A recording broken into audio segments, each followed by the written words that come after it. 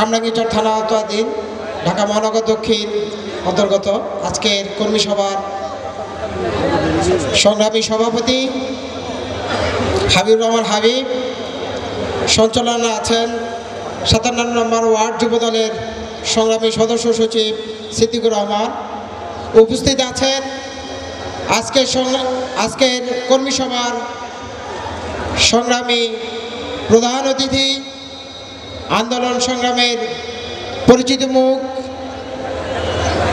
বাংলাদেশ জাতীয়বাদী ছাত্রদল ঢাকা মহানগর পূর্বের সাবেক সফল সভাপতি, ঢাকা মহানগর দক্ষিণ যুবদলের সাবেক সফল সদস্য সচিব, ঢাকা মহানগর দক্ষিণ যুবদলের সংগ্রামী আহ্বায়ক জনাব খন্দকার এনামুল হক এনাম ভাই।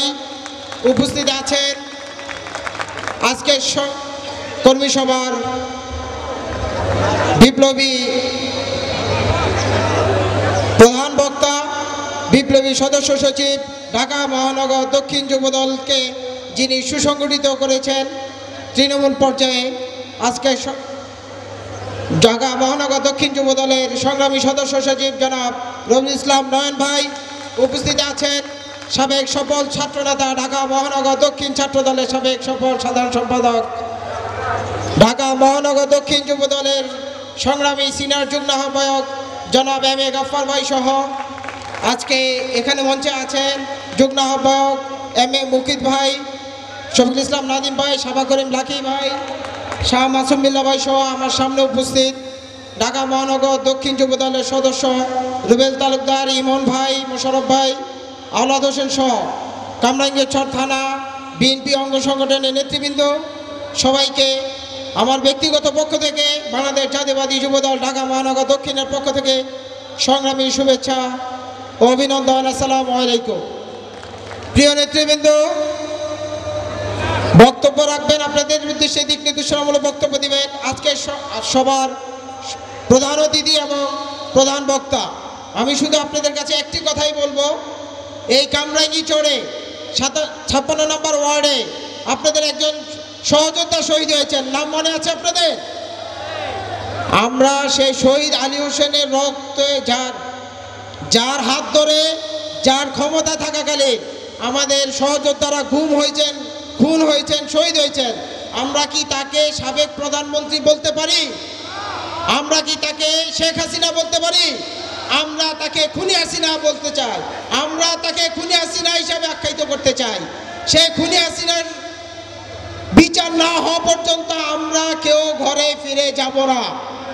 প্রিয় নেতৃবৃন্দ, আমাদের আগামীর ভারপ্রাপ্ত চেয়ারম্যান জনাব তারেক রহমান জাতির উদ্দেশ্যে যে রাষ্ট্র কাঠামো মেরামতের রূপরেখা 31 দফা দিয়েছেন, আপনারা জেনে অবগত থাকবেন। সেখানে সবচেয়ে গুরুত্বপূর্ণ যে দফাটি দেওয়া আছে, 5ম দফাটা, প্রধানমন্ত্রীর সময়সীমা নির্ধারণ। পরপর 2বারের বেশি প্রধানমন্ত্রী কেউ হতে পারবেন না।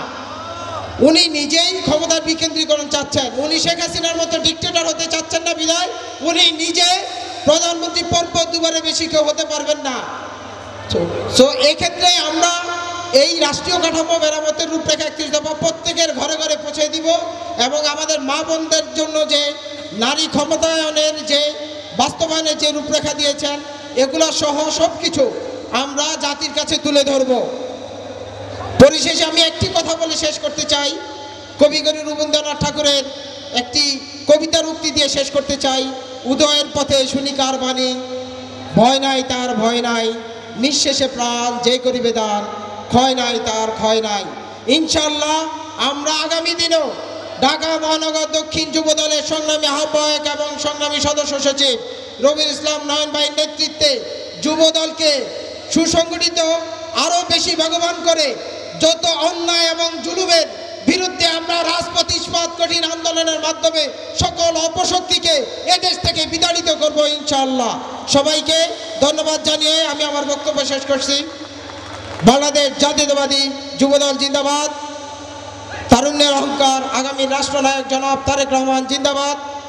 আমাদের আদর্শিক জননী দেশনেত্রী বেগম খালেদা জিয়া সুস্থ হয়ে আমাদের মাঝে ফিরে আসুক এবং শহীদ প্রেসিডেন্ট জিয়াউর রহমান অমর হোক, অমর হোক।